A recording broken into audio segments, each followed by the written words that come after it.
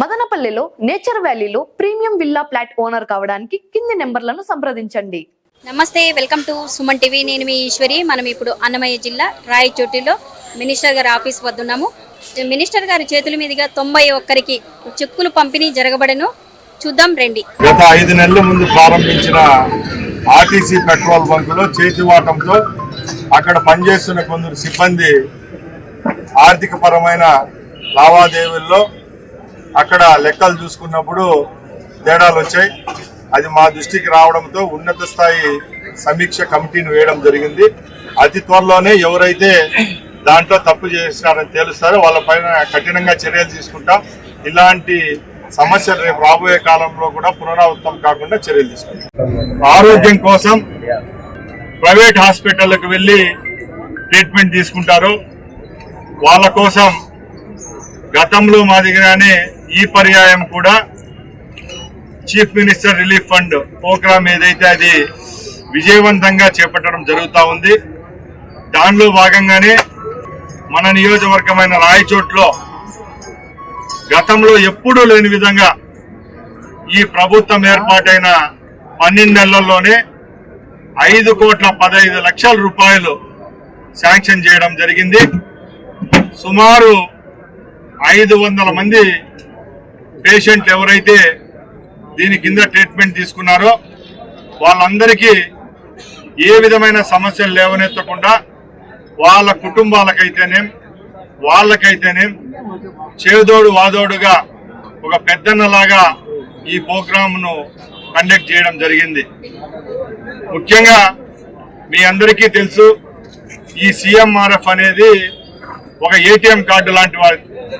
ముఖ్యంగా ఎవరైతే BPL లైన్లో ఉంటారో, పేదరికంలో ఉంటారో వాళ్ళు కూడా ధైర్యంగా కార్పొరేట్ హాస్పిటల్లో ఈరోజు ఈ రాష్ట్రంలోనే కాదు చుట్టుపక్కల ఉండే 2-3 రాష్ట్రాల్లో అపోలో, కేర్, స్టార్ హాస్పిటల్ ఇలాంటి పెద్ద పెద్ద హాస్పిటల్లో కేవలం ధనికులకు మాత్రమే కాదు పేదలకు కూడా ఈ హాస్పిటల్లో ట్రీట్మెంట్ చేయించుకునే సౌకర్యం కల్పించే విధంగా చర్యలు తీసుకోవడం జరుగుతూ ఉంది. ముఖ్యంగా మన రాయచోటి నియోజకవర్గం లబ్ధిదారుల తరఫున గౌరవ ముఖ్యమంత్రి చంద్రబాబు నాయుడు గారికి అలాగే మంత్రివర్య లోకేష్ బాబు గారికి మరొకసారి ధన్యవాదాలు తెలియజేసుకుంటున్నా. 5,15,00,000 అంటే ఆషామాషి కాదు. ఈ రోజుకి రాష్ట్రంలో ఉన్న 175 నియోజకవర్గాల్లో ఇంకా కొన్ని నియోజకవర్గాల్లో ₹1,00,00,000 కూడా దాటలేదు. మన నియోజకవర్గంలో ఇప్పటికే 5,15,00,000 రూపాయల చెక్కులు పంపిణీ జరిగిందంటే తెలుగుదేశం పార్టీ కూటమి ప్రభుత్వంలో ఏ విధంగా ప్రజల కోసం పనిచేస్తున్నామో ఒకసారి మీరు అందరూ అర్థం చేసుకోవాలా. అలాగే తెలుగుదేశం పార్టీ కార్యకర్తలు నేను ఒకటే కోరుకుంటున్నా, ఈ రోజు మన ప్రభుత్వం ఏర్పాటైన తర్వాత వైద్య రంగాన్ని బలోపేతం చేసే విధంగా ఈ రోజు మన ముఖ్యమంత్రి పనిచేస్తున్నారు. ముఖ్యంగా వైద్యాన్ని విషయానికి వస్తే మన రాయచోట్లో ఈరోజు 100 పడకల హాస్పిటల్లో 150 పడకలకు తీసుకొని రావడం జరిగింది. 25 కోట్ల రూపాయలతో పనులు కూడా చేపట్టడం జరిగింది. గతంలో కూడా మా యువ నాయకులు పాదయాత్రలో ఎవరైతే ఆనాడు తెలుగుదేశం పార్టీ శ్రేణుల పైన దాడులు చేశారో ఆ రోజు తెలుగుదేశం పార్టీ సానుభూతి పరుల్లో కష్టపెట్టారో వాళ్ళందరికీ మా ప్రభుత్వం ఏర్పాటైన తర్వాత రెడ్ బుక్ అనేది మా దగ్గర ఉంది.